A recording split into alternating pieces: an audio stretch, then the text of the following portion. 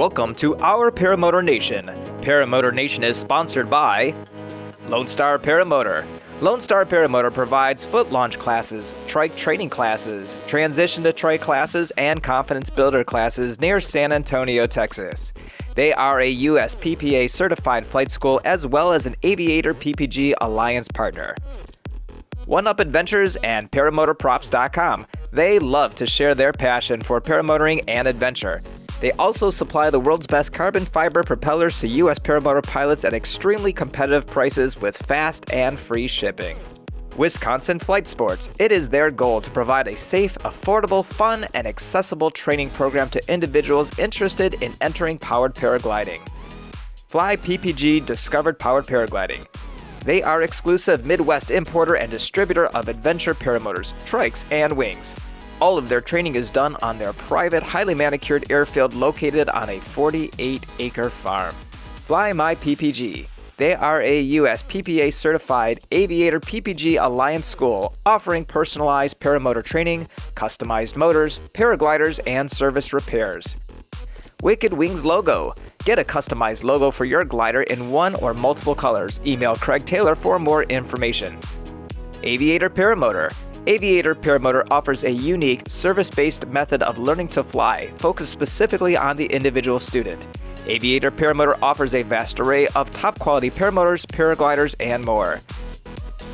PPG Lights. PPG Lights are a great way to have fun at twilight on your paramotor, impress your friends, and fly legally during twilight with the strobe pattern which is included. PPG lights come with a whopping 45 unique patterns, and most of them can be adjusted to create even more variety. Be sure to check out our website at www.ourparamotornation.com to see all upcoming episodes as well as the past ones. Check out all of our sponsors and so much more resources available to you. And now, let's get started with this week's episode of Our Paramotor Nation. What's going on, everybody? How is everybody? Welcome to Our Paramotor Nation, episode 65 or something. My name is David Wolfe, and we've got Graham Speck joining us tonight. Ripman Ridin is here. Dave Trike Flyer Ruff is here. What's up, Dave? Ruff, what's going on with you? What's going on, man? You got a little into that chat there, didn't you, brother? I really did. You know, pre-show is where it's at, man. I'm telling you. Dave, what's been going on with you, and what do you have for a giveaway tonight? Oh, man. So, yeah, the giveaway, I've got something cool. Actually came from a gentleman named Rip in our chat. This is a 3M earpiece.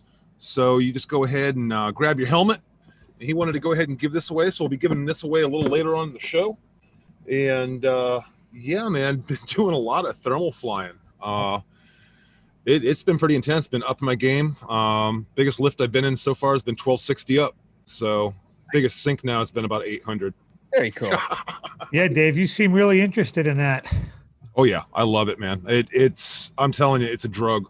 Using the motor to get up to altitude. I call 1,000 feet my base floor, and then go search for lift. And been having a great time with it. There you go. So you're going to give that away at the 30-minute mark of the show, correct? Yeah, I'm thinking let's go ahead and give that away at the 30-minute mark. But Dave, you know, I sense a presence, and I sense that you have something that you want to say.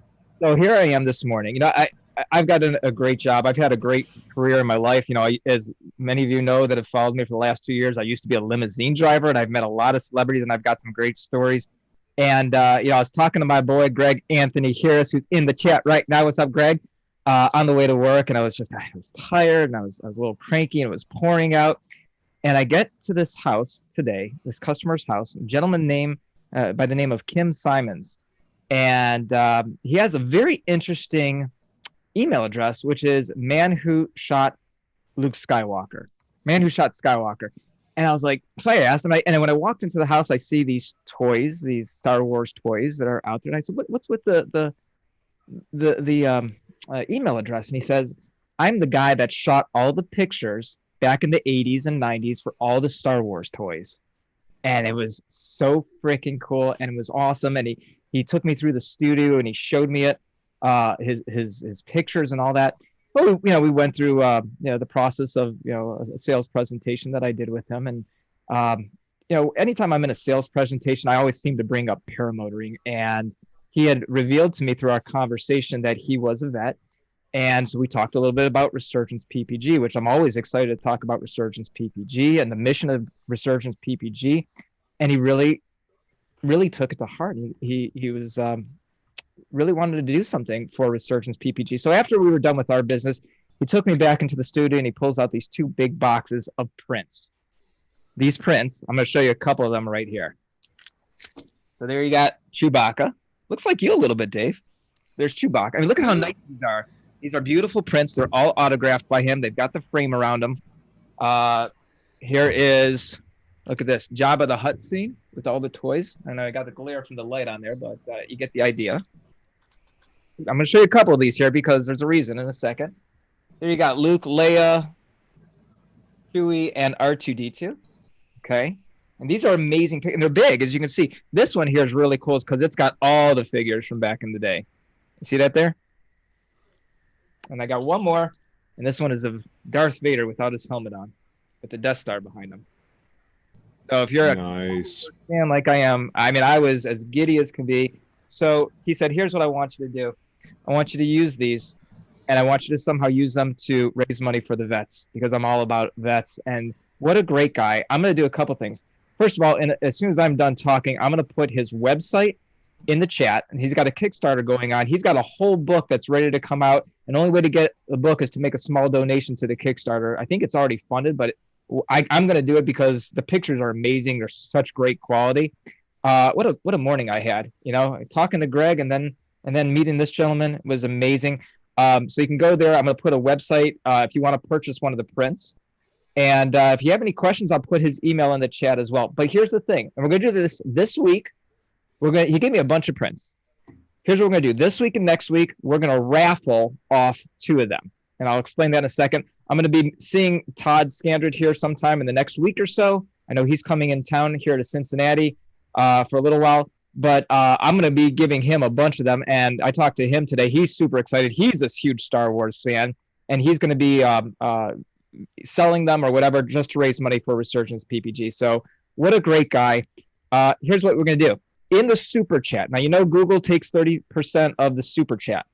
But in the super chat, if you make I'm going to keep track. And if you make a $10 donation into the super chat, your name's going to be entered into a raffle to win one of those. Now, if you make a $20 donation, your name will get entered in twice and so on. $30 gets you 3 entries. And all that money, 2/3 of that's going to go right to Resurgence PPG. At the end of the show, we're going to have an after show.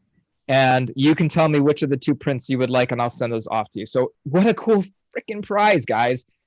It's not that much. I'm saying let's raise some money for Resurgence. We haven't done that in a while. This is a really cool way. We'll do it 2 this week, going to 1 winner, and 2 next week, going to 1 winner. How do you think about that, John Ripa? Is that a pretty cool? Tell you what, that's a small world that you were able to meet that guy and get those prints. What a thrill. What an absolute thrill. Yeah. Put his information in the chat. Go check him out. He's doing something nice for our sport and for our vets. Maybe just go ahead and give him a few moments of your time. Take a look at his website. Yeah, it's awesome. Hey, Dave, real quick, I just want to say Rip, formerly Rip, is now known as Roger R, is the one that donated the 3M earplugs.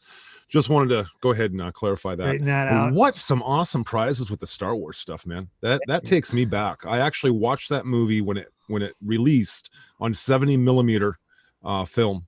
I just dated myself. I was never a big Star Wars guy. I don't know. I never got into it. I mean, I watched it in my younger years, but I never really got into it. Yeah. Ripman, over to you, buddy. How you been? I'm doing fantastic. Trying to get some good weather down here in Florida. We've had some crummy weather. I did get a flight in Sunday, so it was nice to get up there. It was a short flight, but flew with Eric DeFore and a couple of his instructors. And it was nice to get out there. Anyways, let's introduce our guest here. We got Mr. Graham Speck from Canada, personal friend of mine. Graham and I know each other for a couple of years. One of my few friends. But anyways, Graham, how you doing? Very good, thank you. From the Great White North up here. The snow's finally melted. How's things doing in Canada? How you guys doing with the corona and everything?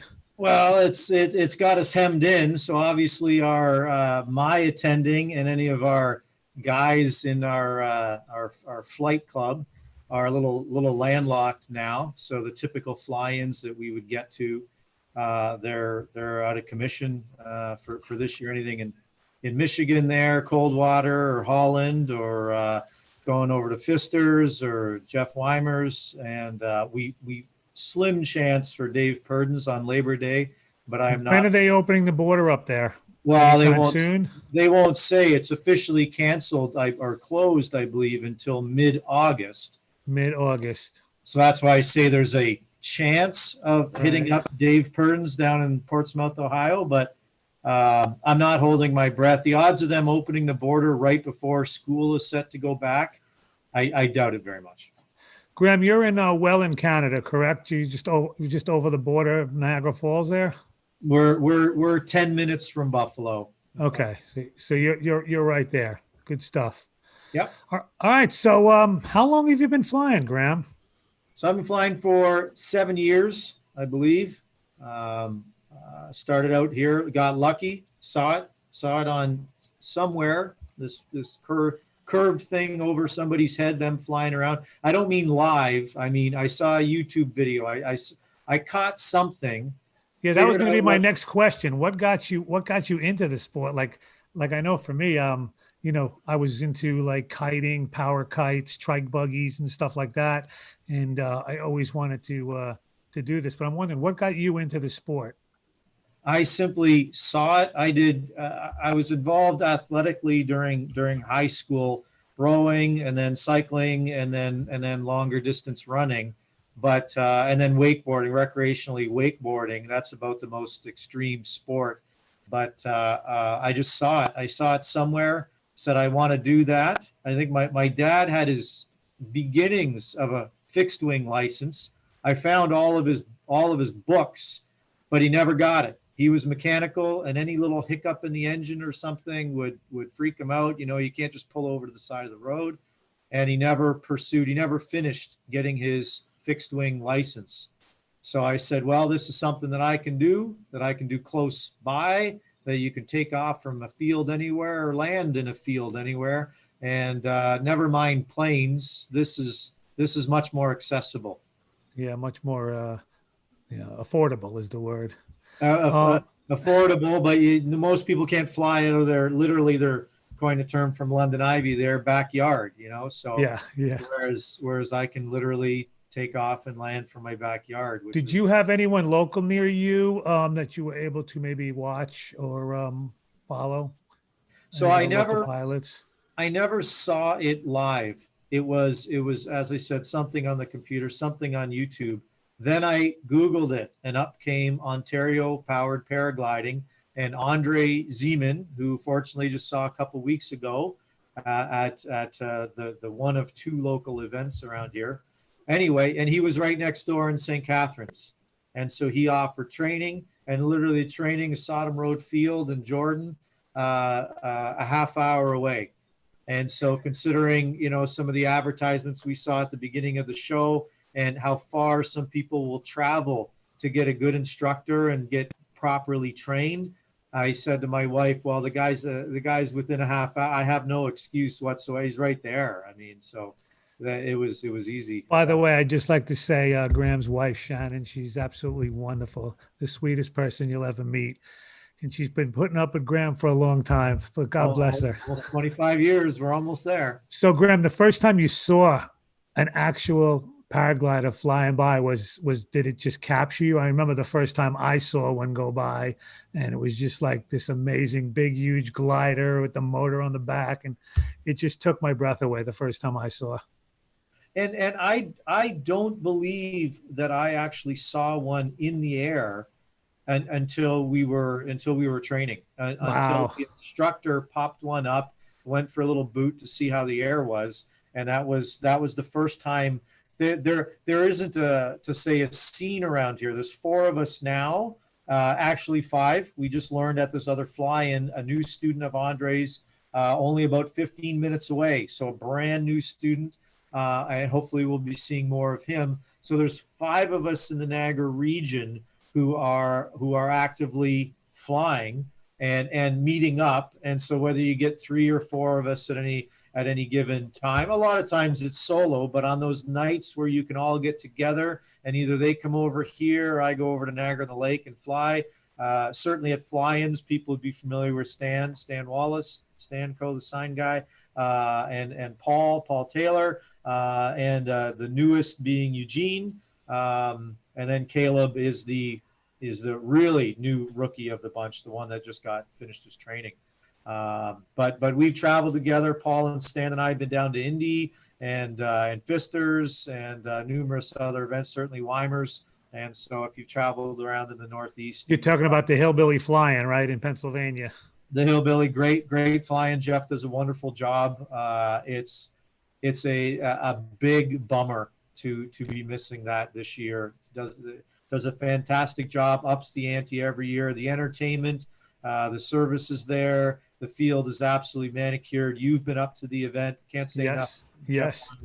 And Chuck, part co-owners of the I field. really had a good time there. It was a little bit more spread out and it wasn't like craziness going on all day and night. It was a little bit more, you flew, you rested, you hung around and talked, and then, you had dinner, and it was easy days and easy nights.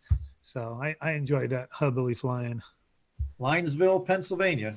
That's Yep. it. Graham, tell everybody what type of paramotor you're flying.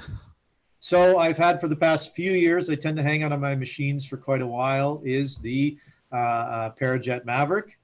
And man, it's the end of 2017. I think just before I came down to Florida in 2017, picked that up, tweaked it the way I like it with the throttle and kill switches and primer bulbs and strobes. And then, and I've had that ever since. So I've got a little over 160 hours on that now. You like that Paramotor? I think if I remember correctly, you're coming off the Nirvana brand. Coming off the Nirvana, and they all kind of stayed in the family. Robin, who's a little an hour and a half away. Another Canadian. Another Canadian, Robin 10 Pass. He had a 230 Instinct, and it went to Stan. And then I sold my 200 to Paul. So in other words, the other two guys that I fly with, they're both flying Nirvana Instincts. So now I'm the odd guy out having a more traditional swing arm type unit. So yeah, they've kept close. Well, it's a good unit, the Parajet Maverick. As you knew, we both had one for quite a while, and I hated to give mine up, but to get a little more thrust, to get a bigger prop on there, I had to step up on a cage. So I ended up going with the MacFly, which I'm happy with, but the extra thrust makes a big difference for me. What else did I want to ask you? So you and I like to fly a lot of hot gliders. What glider are you flying now, or what gliders are you flying now?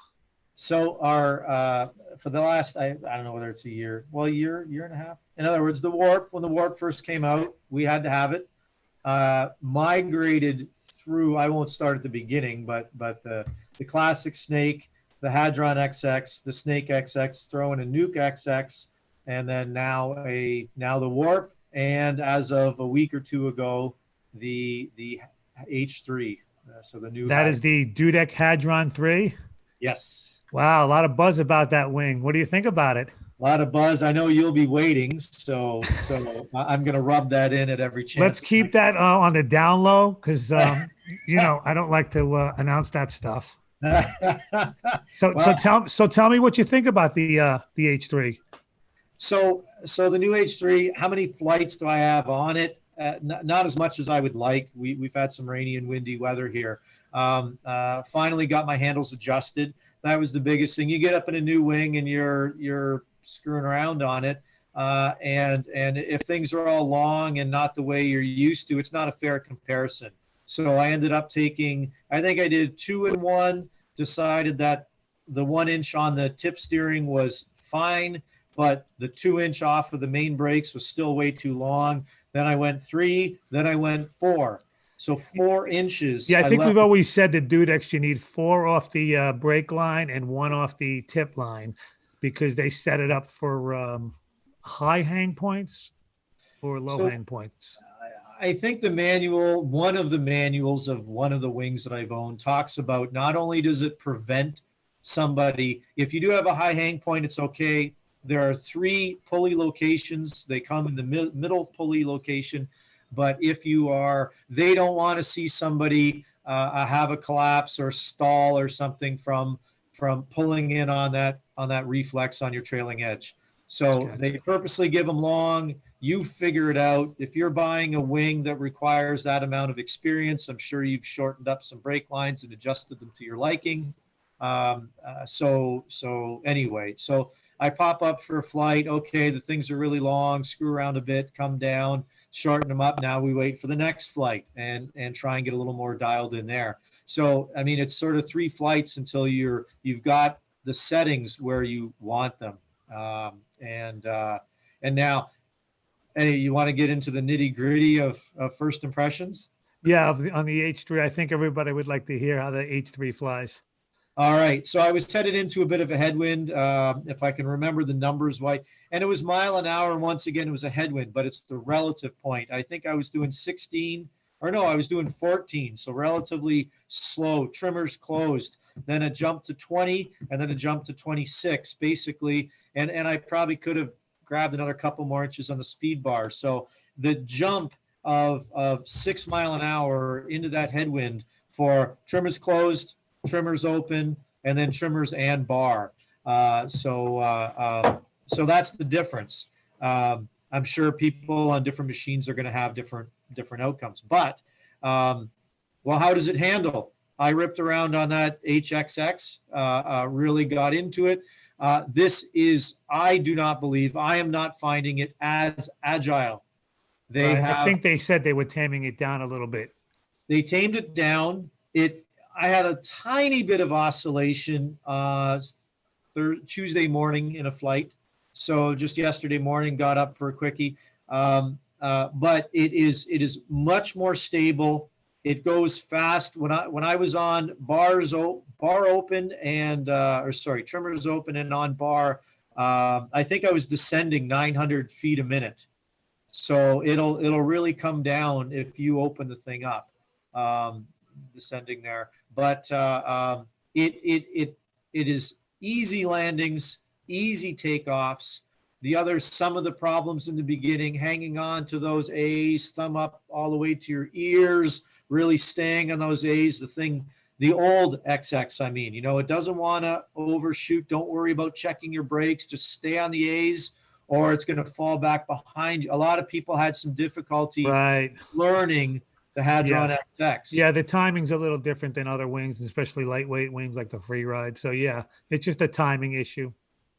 And so they remark in the manual, and I have found it true, it pops up and stays up. And so it's easier to launch. The risers are simplified. They are still a split C on the back. I think it's still technically a 3-liner. It will it comes up, stays up, run, you're up and gone.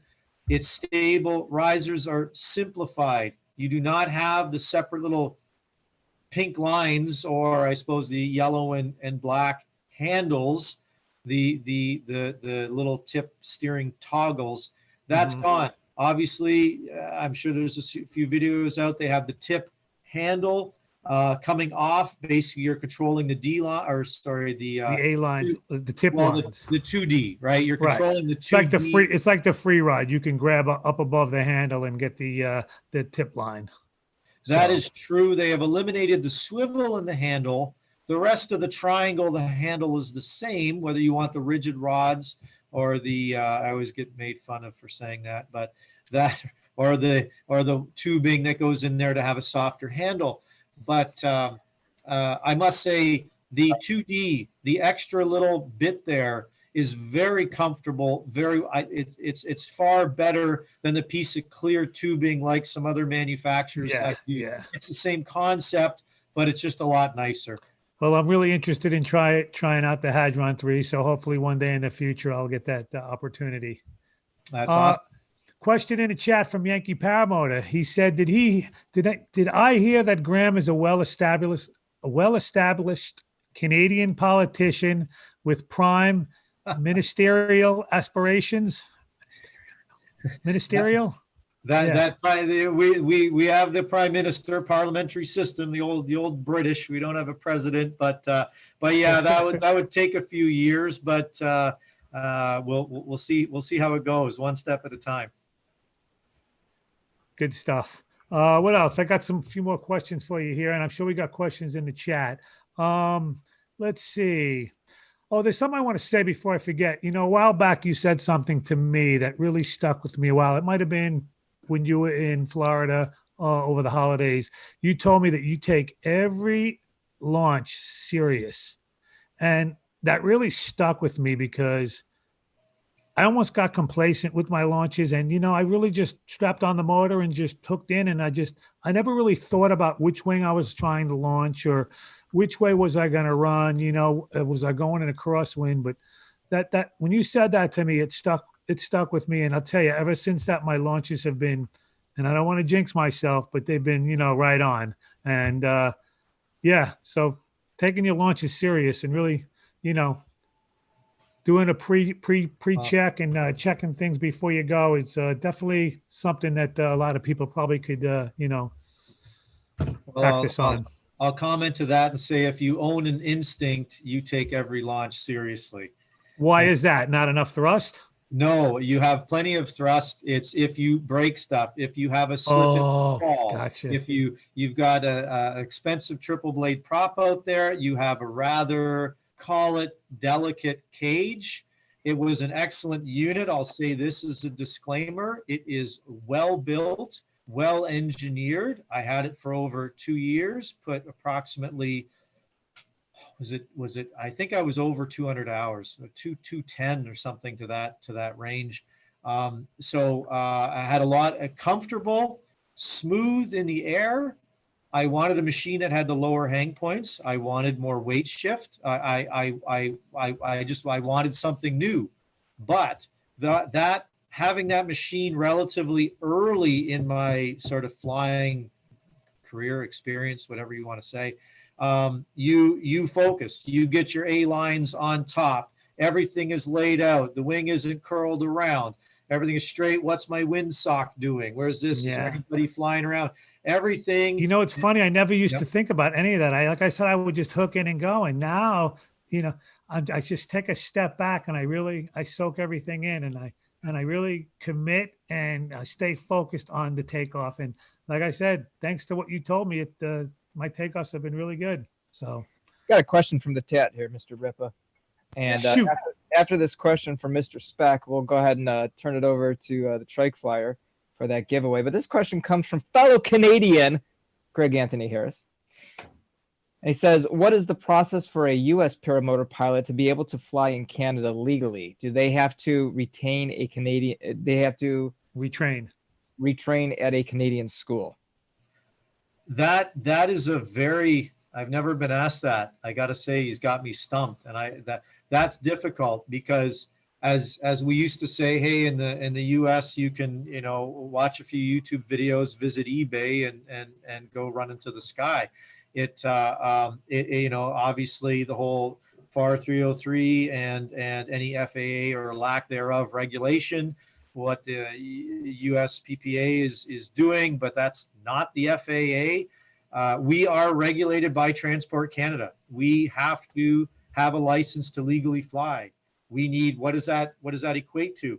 At least 30 takeoffs and landings supervised by your instructor who rates your comp. Are you barely getting it, or are you owning it? Are you competent and in control? And so going through that, we have ground school. Now that's just your first part. That gets you your student pilot license. And when I went down to Beach Blast in 2015, and that was an eye opener. Holy cow. As I said, well, we don't do reverse launches. What do you mean you don't do reverse launches? Well, if it's that windy, you don't fly. Like an inland wind is different than a beach wind. Yeah. And if it's blowing, above 10, I'll keep it imperial, mile an hour, 50 miles. Why would you bother? Wait for a calm evening. Why would you risk it? Whereas if you're like John and living right on the coast, well, they're laminar, they're smooth. We're used to that. Maybe have a slightly smaller wing. and off you go. But I do, I come down to Florida and it's like, oh, got to do a reverse launch, and you'll focus. Okay, don't mix up your handles and get your A's on top and flip the, you're focused on it, because it's like, well, up here, if I do 3 reverse launches in Canada, like that would be big for a year, until I go down to Florida and every second one is a reverse. But back to the point, I had to show. And John Black, that is a tight space. I'm talking about Beach Blast, the organization and the regulation, and not one broken prop. I think maybe London Ivy put it in the drink back then, but I don't think anybody. We had a few gas outs, but that's about it. It was well organized. The point is that he needed people who are competent to be flying. And anyway, I showed my Canadian student pilot's license. And that got me in, whether they said, well, that's equivalent to a number 2 or whatever on the American side. But then we have to write a test and have a form of an ultralight license. So, and you say, but ultralight, yes, Transport Canada considers us, because of our weight, the weight of our machine, we are considered an ultralight. That's what they lump us in with. But the written test with Transport Canada usually has to do with airspace rules, the upside down volcano, what's classes of airspace, how to stay away from airports, other restrictions, how to read a sectional chart, that kind of thing. It has nothing to do with paramotors. It has everything to do with the rules of the sky. And so that is getting your full license. Right. The American wouldn't have any of that, right? Right, and because I'm a student of paramotoring, some may say I'm a scholar at this point. I also understand, in addition to 30 flights, it's not just a quick 30 flight. You got to have 5 supervised hours by an instructor. Isn't that correct? I haven't heard that. You're saying in Canada, whether they add up to that anyway, but of tootling around and around the LZ, and fortunately, like for me, it was close by. But Andre and a shout out to Derek over at Power Paragliding Canada, who also runs the Facebook page, another close by, relatively close by instructor, and does a great job. Parajet dealer, Dudek dealer, and But I still haven't answered the question: is how does an American come to the Canadian side and legally fly? Due to my political career, I will plead the fifth, refrain from that question. I can answer that, actually. Awesome. Legally, you can't, not unless you go through not unless you get your license in Canada. However, if you're not an idiot and you follow the rules, you're probably, I'm just going to leave it there. So if all these regulations happen in America where we're required to do all this, just like they said in South Park, blame Canada. Blame Canada. Back to you, Dave. Let's do that giveaway. Yeah, let's get that giveaway done, Dave. A second to catch. There we go, guys. Yeah, I got all the names up to right now. I ended at CBD Meadows, guys. This is going to end up coming from Roger R., who donated this beautiful 3M. This is the X4P3E ear cups. All you guys got to do is just add these to your helmet, add your electronics, and you'll be good to go. We've got quite a few names in here. Now, what I did is I also marked the donations, guys. For $10 donation, you will have a chance to win a I Shot Luke Skywalker print. It is autographed. Dave, hold some of those up, or he's shaking his head. I probably got it wrong. I don't know. I have that wheel. Okay, well, I've been marking those names too. Anyway, guys, for every $10 donation, you guys will be entered into that. And from what I understand, we'll be doing one of those tonight. So, guys, there you go. Donated today by Kim Simons, who is the person that actually took all these photographs for all the toys for the Star Wars toys back in the 80s and 90s. He donated these. You will be able to choose 2 of these prints if you are the winner. And currently right now, a lot going on here, Dave. Currently right now, this is how it's looking. Jerry DeLay gave us 2 donations of $10 each. Is that screen sharing? I don't know if that's screen sharing yet. Oh, here it is. And Linda Anderson made a $10 donation, and Nick Griffith made a $10 donation. So there's a great chance to win. Guys, we're not talking about $50 donations. We're talking about a small $10 donation, and that gets you into the drawing. And more importantly, that goes to Resurgence PPG. So you have till just before the end of the show to go ahead and make a $10 donation in the super chat. There you go. Guys, definitely worth it. You will be donating directly to Resurgence PPG at about a 60% because Google likes to take 33% of all the donations. So keep that in mind. All right, guys, here we go. This is on my other computer because I can't put it onto this computer. Otherwise, I crash. You're just going to have to trust me on this. But oh, boy. Who's his favorite tonight? Yeah, who's my favorite tonight? All right, here we go. We're going to spin the wheel, guys. Donations to Trike Flyer payable to 123 Trike Flyer Boulevard. All right, here we go. Round and round it goes. Where it's stopping. We can't see Jerry Delay. No you way. are a winner. Congratulations, you are a winner Jerry. of the ear cuts. There If you you don't need them or anything else like that, just say pass. We'll go ahead and spin it again. If you do, go ahead and get your information over to Paramotor Crazy. He'll tell you how, and I will ship these out by Friday. Jerry just got a sticker, and he put it onto his trike this week. Didn't he, Ripman? It's almost as nice as the one that says Paramotor Crazy. It's right next to Paramotor Crazy and the PPG Gorilla one. Right. Nice. Right. There you go. Well, congratulations, Jerry. You are a winner. You won. Jerry's another Canadian trike pilot from Canada, and he does some really cool videos in some really remote areas. Yeah, Dave, does a Check him out. $9.99 donation count? I'm gonna let Ripman decide that. It's from Yankee Paramotor. What do you think, Yankee? Yeah, let him count. I'm throwing a penny in on The that fact that one. he donated the money. No, know. I've got to blow it away. Yeah. Mike Weatherspoon, thank you very much. We'll get you guys' names in there as well. That's awesome. That is awesome. All right, guys, one more time. For every $10 donation, you will be entered in for a Star Wars print autographed. Looks like we got some donations coming in right now. Really appreciate it. All right, Ripa, back to you, buddy. So, Graham, my next question is, it's going to be like 3 parts, but the first part is, have you ever done an SIV? No, I have not. Okay. Yankee Paramotor wanted you to talk about your more advanced progression. You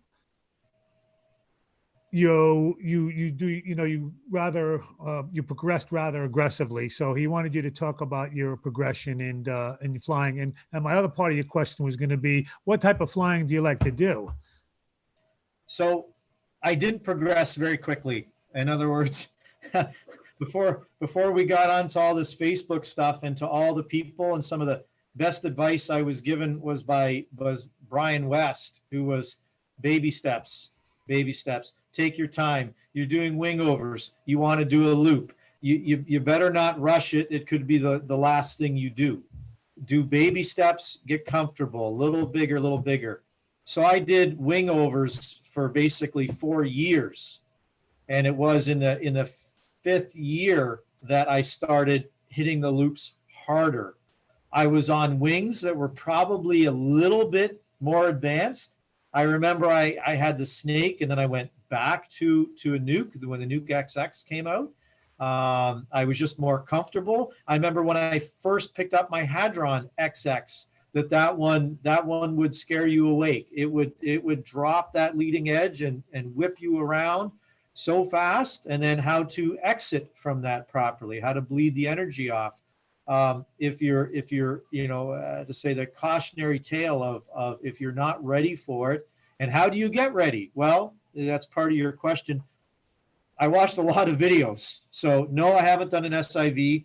I intently and week after week, year after year, watched videos on SIVs, watched videos on doing acro, how to do it, maneuvers to do it, and then would go up and feel it in the seat of your pants and what you're doing, and what a little bit of inside brake, and what keeping that tip open, and what, managing it, or what to pull off, when you do your first SAT maneuver. And I still remember that. I remember my first full loop, but it was my first 2 years. and to say it's lucky, lucky I made it through. Not that I was inherently dangerous, but what the equipment was capable of, my speeds, getting out of some trouble, that sort of thing. It was difficult. I had a lot of broken props, a lot of difficulty on launching. You say, but you were trained. You had 30. Yes, but there was some issue. I believe I was underpowered. I'll say that. I was underpowered, and I had a SEMA K2 small, so a small wing with a Vitarazi 100. I think I've seen that wing around over the last year. Yeah, if that. Well, no, the one that you've seen is the medium one. Okay. So I, it's like, well, what do you want to do? Do you want to go? Yeah, I want to go faster. Okay, we'll put you into a smaller wing. Well, that also means your takeoff and landings are going to be that much faster. And when you're new and a rookie and not that skilled, and you're running, and it wasn't. I remember one launch, my last bad one. I took off. I didn't jump into the air. I skimmed across the ground for 30 or 40 feet, and then just plowed into it, had like a little downdraft or something, and boom, there goes the prop in a million pieces. I had a lot of difficulty in the first couple years, and then slowly learning. Going to fly-ins was huge. Watching people. The first time Stan talked me into driving down to Paul Sarnecki's, the Christmas fly-in on Pine Island, and I'm trying to think of whether that was 2013 or 2014, because I remember that was before, well before I went to Beach Blast. Beach Blast was 2015 because they still have the shirt, and that was the only one that I've been to. But Paul Sarnecki's there. I remember attending those, seeing people, seeing who knew how to do it right, seeing who knew how to do it wrong, what not to do. You learn just as much each way, and you expand beyond what your instructor taught you. So I always encourage people, yes, have your head on a swivel. On a crowded flying, you're responsible for your own safety. If it's crowded, go around. If it's a hornet's nest, go around, go away, take off, leave, that kind of thing. But you're going to see once again, you're going to see what not to do. There's always going to be that element at every fly-in. But you're going to see some people who've got their act together. Launch, set it up, boom, they're gone, they're in the air, they're doing, some macro, ooh, look at that. But they know what they're doing. They come into land, do a nice foot drags, ski landing there, and run it out. And it's like, man, that guy knows what he's doing. Maybe I should go talk to him. Maybe I should hang around. Maybe I should watch. Maybe I should video that. But slow progression and building up to doing those more intense maneuvers, those higher G maneuvers. It took a long time to get the guts up. I remember, would I scare myself? Sure, I would. Not managing a surge, coming through the bottom, and then coming. Yeah, you got a lot of energy when you come out. Dumb stuff. Yeah. And it's like, well, is that how you learn? Well, you hope that you learn slowly enough that you can learn from small mistakes, not from a big mistake. Yeah, I agree. Good information there. So do you like to get out of Canada when the snow's there and go places you can fly? So that's an understatement. So the whole summer we have the circuit, and up until COVID, we would plan our summers. I mean, people who know me know I've got that big trailer, and that's what we do. And usually I've got my wife Shannon in tow, sometimes some kids. Earlier on. Now they're 19 and 21. So sometimes it's a couple's getaway. So sometimes I've got some of the other Canadians in the back with me as well. So Paul or Stan or Eugene. But anyway, we do the circuit in the summer. I already mentioned Holland, Michigan, cold water, which I never got to because it was rain. Obviously, we already mentioned Purdens. We already mentioned Pfister. We already mentioned Jeff Weimer. Hopefully I'll be going, because we can't get out of the country. There is one just north of Montreal on the same weekends as the Hillbilly Fly-In. Wow. That's almost 8 hours for me. I signed up for it, and we're going to see if we get up there, hopefully. But yeah, I'm itching. But to answer your question, the Florida trip, and certainly you were a part of that last year, And a shout out to Kirk Sauter, who I've stayed at for many years, who's been very generous opening up his home to. He's on the beach down there in Melbourne Beach, Florida, right? That's just down the road from you. Beautiful, beautiful part of Florida. And fantastic, memories. When this year was the first year that we didn't have our kids, and all the times that we would be at Kirk's place, we would have kids and invade his house, and that's right, stay there for a week or two. But we visited London Ivy, stayed at his place for a night, visited Evan Purdy. Hope to make that longer. Tried to drop into Paul Barroso. He was away. Down by Lake Okeechobee. One time we stayed at Chip Guffey's place, pulled in my old motorhome, whatever, toter home unit there. Chip's place. And then, I've got to mention Okeechobee. How about Dunellen? You ever been to Dunellen? And of course, the fly-in, Richard Weston. Sorry, that's brain right. cramp. He's Richard an 83-year-old pilot. 83-year-old pilot, super nice guy. Stayed in there and met up with the crew. A few Canadians were down there, spending a lot longer than we were. But Richard, great guy, and we went and flew at Port St. Lucie and Okeechobee, and great times. David wants to know, have you flown with? I lost his name. Let me see. Wayne Mitchler. Wayne Mitchler. Wayne Mitchler? I apologize if we have crossed paths, but I can't recall that name. All right. I asked because he's up in Canada too. He's an instructor up there. So the guy that taught me to fly. Wow. So what part of Canada? Where is he out of? Ooh. That is a big place. Yeah, I want to say it's toward the western side. I think it's Ontario. I don't know. I have no idea. I think it's towards the west side, BC side. John, to finish up on that, and since we're doing name drops, so of course Eric Farewell and over at Lake Wales, an aviator, has been very gracious. Hey Eric, can I come by? Can I park up front? Sure. Yeah, I think we spent a few nights over there. We had some good flying over there. We were dodging this year and the last two. So Lake Wales there and Eric's hospitality over to Dunellen and the fly-in that we had over there. Don't forget Christmas, time. Florida. So that was and then first the first stop of that. CC and the Christmas fly-in. Who owns that spot in Christmas, Florida again? Mike? You're putting me on the spot. I remember CC. Mike. Who's another Canadian. Mike? Mike, I can't think of his last name. And of course, all the other French Canadians. Yeah, all the French Canadians go down there and hang out at his place. Yep. And it was great, hanging out there, a little LZ. A little tight, but very tight. Good time, good people.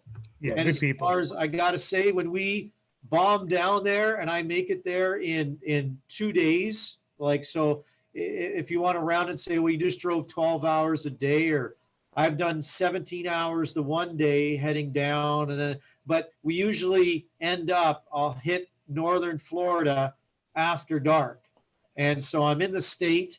And where can I go to do I stay in another truck stop that night? Yeah. Which we could, but this year, thankfully, the one year we made it all the way down to Palm Bay and stayed there at the compound. But this year, rolling into Christmas there and having a bunch of other paramotor pilots, it was great. A great way to start off our Christmas getaway. Good stuff. Any free flying, Graham? You do any free flying? So I have people ask, do you do skydiving? And the answer is no. And I've never free flown either. Certainly around here, the weather, trying to catch thermals, whether you're experiencing it's possible. The point is no, I haven't done it. I mean, one of the advantages, and I'm sure the people that when you were talking about earlier that are really into it, the whole thrill of it and the experience, you're flying midday. You're waiting for those thermals. You're either catching ridge lift or hitting thermal. Yep. different type of equipment, different type of wings. I like Is it my something? Dudex. Is it something you think you'd ever be interested in trying? I won't rule it out. I'll rule out skydiving. I mean, I know I've interjected Well, that in there, Yeah, but it's I like, mean, why would I jump out of a perfectly good you want to plane? do a little bit of that. Take an SIV. You'll get a little feel for falling out of the Yeah. sky. No, I like the whole thrill or benefit of PPG. If that wing isn't perfect, like you're not getting off the ground, if everything's not right, if your engine isn't right and the wing isn't right, and everything okay, for that, 3-5 seconds of you popping it up and running into the sky, okay, everything is right. That doesn't mean you could have an engine, but you're flying in the morning, you're flying in the evening, you're trying to fly in the calmest conditions, Yep. and everything sort of needs to be right for you to even get off the ground. So for that reason, that's why I don't skydive, and that's why I haven't free flowing. Besides the fact that we don't really have mountains, there is some ridge lift. I know Ziggy often goes to Port Burwell along Lake Erie there. There's cliffs, so you get that uplift coming. How far is that from your house? Let's Of a say an drive? hour. Let's say Oh, an hour. you should definitely go there and play around there when And the there- weather's good. Well, if you don't hit it right, you're down into the surf. Like that Oh. cliff, they're getting some severe erosion, and Okay. and hunks of grass are literally sliding down every rainstorm or something that we get. And if you don't get your sweet spot on that ridge, Gotcha. you could be getting wet, and all your gear and the drink, and then a hike back Oof. up. Yeah, So no thanks.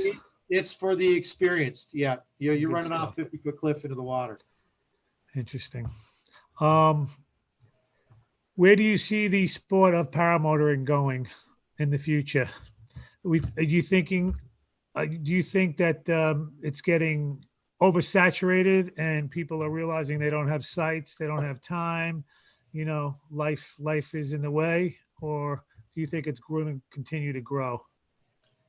I think it's going to continue to grow, and that's why when I see some instructors packing it in, that only makes it harder. In other words, I look at I'm a small business. I look at the business end of it, and how much stuff you have, how much insurance you have. Do you have your own LZ?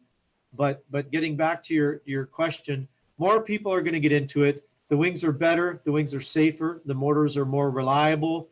Whether they'll be more affordable, well, the more that they crank out, that means Oh the yeah, more are on sure. the used market, right? So if you got $5,000 to spend on a used paramotor, I mean that sort of Canadian. I mean, if you got $3 or $4,000 American, can pick up a decent used unit and run around on it. So as the more years go by, the better the technology gets. Obviously, what are the problems? Well, people running into power lines, fatalities, crashes, and the FAA getting involved. Yeah. As of here, we already have Transport Canada involved. Do we want more involvement from Trent? No, we would like to literally be under the radar. You know about us. We get our licenses. We do things properly. Most of us get instructors and do it. Like, do I know any Canadian who is self-trained? The answer is no, not that I'm aware of. Mind you, we're a small community, but the answer is no. Whereas you go to an American flying with a lot more pilots, you're going to have pilots who are, of course, You know what I notice about you Canadians, though? You have such a long winter. You don't get a lot of flying time in. So when you guys come down for the Palm Bay fly-in, the big group of Canadians that come down, you can see that people aren't current and their skills aren't there. They have a hard time launching, a hard time landing, and you see a lot of mishaps. But Are you saying that Graham's not a good pilot like you are? no.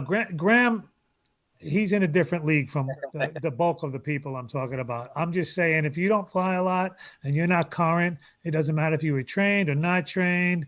I mean, you need to be current. I mean, if I take 2 weeks off, it's I get that motor on my back, and it's like a new learning process, So it was the same thing as I mentioned, okay, well, I was into wakeboarding. I had the boat, Florida-made craft, an aeronautique. Yeah. And you get 4-5 months if you put up with the cold and put a wetsuit on. You're out there practicing, and then half of it goes away all winter long. Hmm. So yes, myself, Stan, we're a little different. That we are pushing the envelope both in the spring and in the fall, and then doing a Christmas trip and hitting every fly-in that I can get to. The amount of hours that I put in is rounded off to 100 hours a year, and that's living in Canada. Yeah. I know. So combination of American flying and Canadian flying, but I still put in 100 hours a year. But you're right. Do people get rusty? Sure. Whew. And if you have some health issues, or you're getting up there, you look at the average age of pilots. Yeah, they're not in their 20s. It's whether it's a bucket list thing. This is something I've always wanted to fly, and gosh darn it, I'm going to do it while I'm still able. And if you can foot launch, or if not, get on a trike. Yeah. And it's affordable, like you already mentioned, the cheapest way to get into the air. So I predict back to your question, we're only going to have more people getting into it. And the question is this drone situation going to have a problem? Is the FAA in regulating airspace? Obviously, I hear the chatter about that, from an American perspective. And then are we going to, as collectively as pilots, force the FAA to start regulating? In other words, if we screw it up enough, if there's enough fatalities or accidents or things like that, will they? I'm sure they don't want to. It's one. Yeah, and I don't think we want them either. So We don't want them We either. almost have to police ourselves. So Up to this point, yes, and hopefully people do. The sponsors at the beginning of the program, visit the sponsors, get some training. Your life is on the line. Can you Sure. self-train? Sure, it's possible. But you're probably going to save money in the end. Save either props, cages, wings, or ER visits by getting properly trained, and it'll as pay dividends. It's a worthwhile investment in your skill level to visit some of those sponsors and get trained and be competent. sure.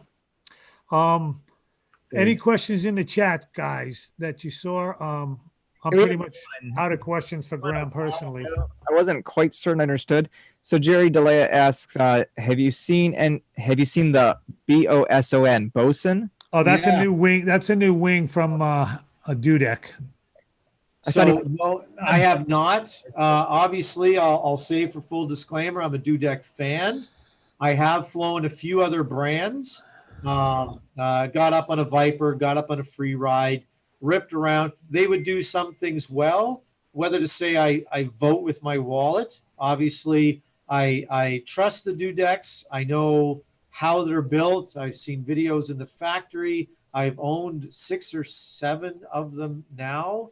If I go through them all, between a WRC, a classic snake, the 3XXs, the Warp, the Hadron 3. So there's 7 wings that I've owned of Dudek. What's your favorite out of those? It has to be the Warp. Well, we'll come around to the description of the H3. And so let's back up to when I got rid of the snake. To be honest, I had some difficulty landing. If you didn't come in really hot, the flare wasn't. It wasn't. I flew it, but I liked the Hadron better. I'd fly with trimmers 2 inches out. Had a nice brake feel. I mean, the Hadron XX. Yeah. That wing over the snake, I would choose the Hadron XX hands down. It was a great wing. I didn't mind the complexity of the risers. It was, as they say, the Swiss Army. But I didn't mind it either. That didn't bother me. It didn't bother me. The little toggles, or the fact that the risers would jump if you pinched them. Boom, they would pop. There was a lot of tension on those sea lines and the rods inside them. The way they engineered that wing, fixed profile wing, it was a great wing. And if anybody, an 18 meter, I had a 20. I wouldn't mind picking up an 18 for shits and giggles. But I believe Dudek has changed the H3 to focus more on the cross country, more on the speed and stability of the wing. They still consider it an expert level wing, but It is not as spicy as the Warp, and I don't believe it's as spicy as the HXX, but that's not what it was intended for. When I have those only two wings in my quiver right now, unlike John, who's usually got 5 or 6, what kind of flight am I going? Am I going on a relaxed morning flight? Am I going to cruise the beaches down here on Lake Erie? Or am I going to go up to do some runs, some crazy altitude and do a bunch of drops in some of my videos on Facebook?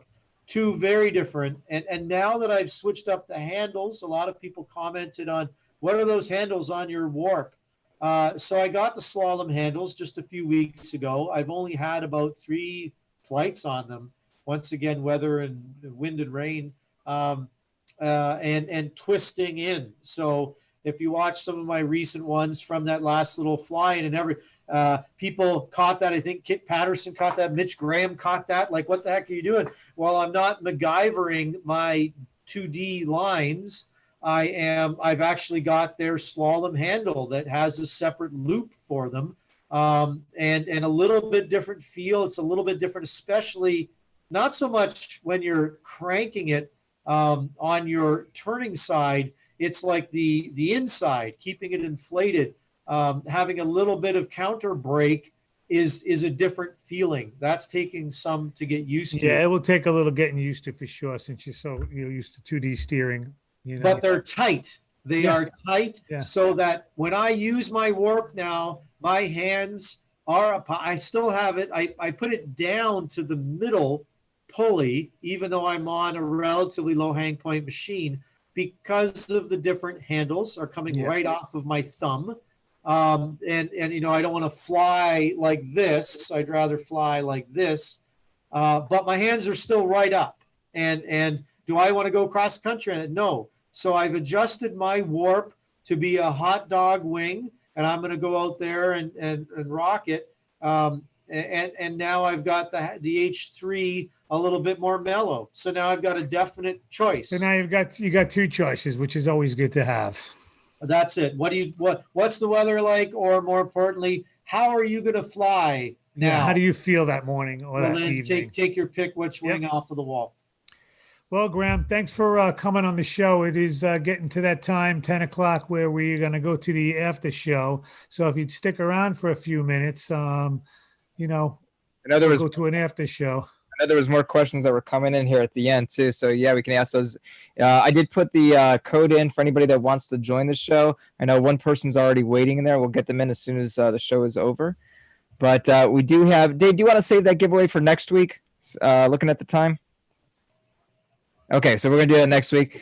We do have, Graham, again, thank you so much. I mean, that was probably one of the fastest hours I've ever remember being on YouTube. As I'm looking at the time, 10:03. Holy cow. Thank you very much for having me. I'm a talker. Everybody knows that. And anyway.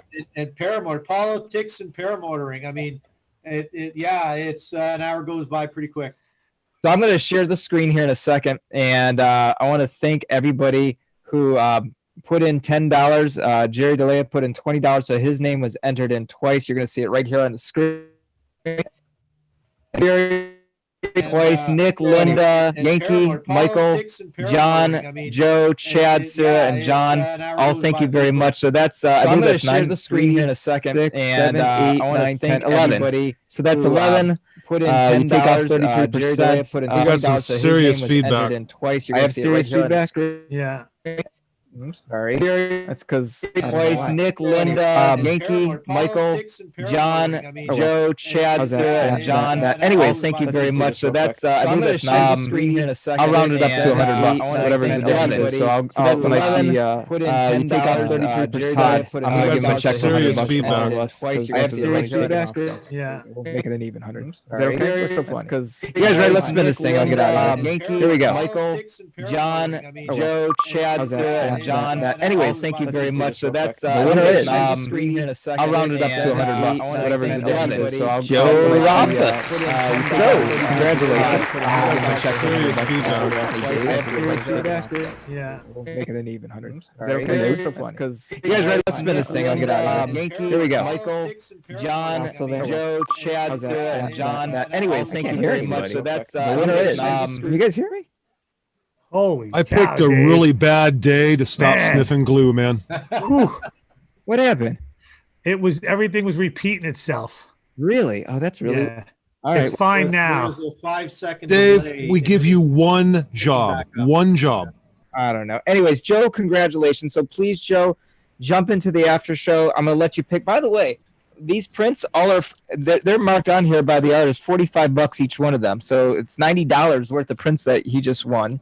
We'll do this again one more time next week for a couple other prints. But Joe, if you can jump in here and let me know which of these prints, I'll show them to you in the after show, and you can tell me which ones you want. All right.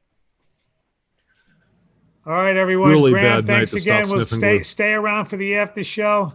Trike Flyer, we'll see you later. Dave Wolfe, take us out. You got it. Thanks, everybody. We'll see you next week.